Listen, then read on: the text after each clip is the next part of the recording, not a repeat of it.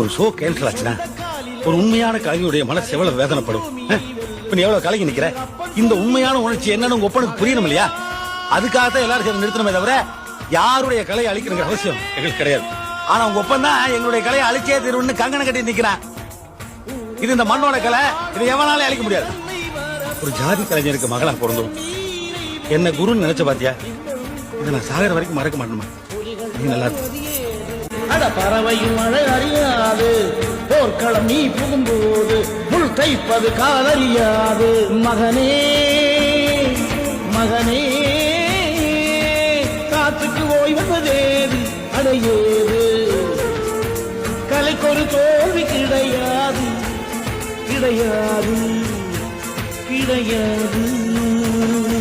பலால கண்டா ஆடலுக்கு தகப்பா வணக்கங்க.